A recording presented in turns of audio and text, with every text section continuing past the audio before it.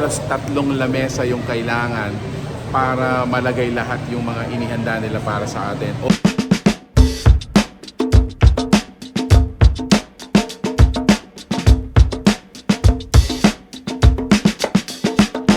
Nanubabo Kabalen, welcome to Where in Pampanga. Yes, for today's vlog, another Korean restaurant ang pupuntahan natin dito sa May Angela City. Guys, I've heard they are serving premium and quality, and at the same time, yung serving natin dito good for not just one person. Yes. So we're gonna be at Chef Antonio's Butcher's Kitchen. Let you know ano yung sinerve nila dito. And if you wanna know more about this, samahan niyo po kami. So tara, let's go!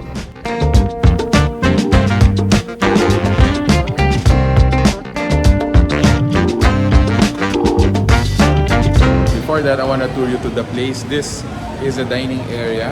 Ayan po siya. Bagong-bago. Actually, less than a year. Right now, most of the market is Koreans. They want to extend this to our Filipino market. Enjoy ninyo. So take note guys, this is not an unlimited Korean restaurant. Mga sinaserve po nila dito are high-end quality beef. These are yung talagang premium. We're gonna go to our table now. I'm gonna show you more of the food. Nandito tayo ngayon sa The Butcher's Kitchen. Kasama natin si Chef Antonio. Tell ko kung mga sinerve nila sa atin. So, Chef Antonio. yeah. Okay, sir. So, on our table, what are the dishes you serve us, sir? This is cheese 닭갈비 and kimbap, kimchi전, 김치말국수, That's a part of their cold noodles. cold noodle, Yeah. 냉면, 비빔냉면, 이제 핫수프, 립 설렁탕, 립 쑥 갈비탕. This is 육개장, This is a beef or pork? beef, Beef, yeah. 김치찌개, pork and beef 된장찌개. I like also bibimbap. Bibimbap. Yeah. So this one are part of their a la cartes naman. So additional dishes naman for their a la cartes are, This is 제육볶음, Korean chicken, 지코바다. Yes. what are the set meals we have on our table? Set menu, US beef 갈비살, 부채살, and LA 갈비, and marinated LA 갈비. Set B, 삼겹살, 항정살, 돼지갈비, and chicken. At the same time dito, meron silang high-end quality beef Yes. that they are serving here dito sa may Butcher's Kitchen. Thank you, Chef, for Thank joining you. us. So, next thing to do natin, titingnan na rin naman sila.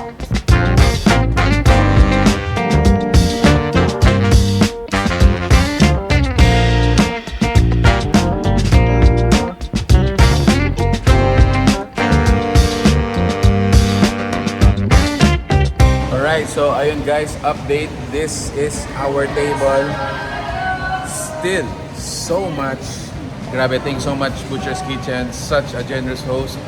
And we are still enjoying it.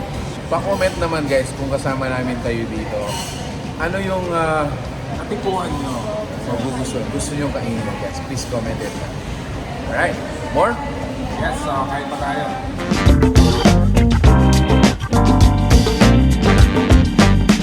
So there you have it guys, another place for you to check out. Once again, thanks so much Butcher's Kitchen. But before we leave, brother, what can you say? Anong masasabi mo, bro? Ako, nag-enjoy ako sa mga quality ng mga meat nila. Yes. Medyo, kung kayo yung naghahanap ng mga place na talagang masasatisfied kayo, even though na medyo may A little bit pagka-pricey pricey, ng yes. konti, this is the place. May nagsasabi na for that kind of premium quality food, Yes. mura na siya. So Yes. that means, then again, at the end of the day, you're gonna be satisfied with good food, with good ambience.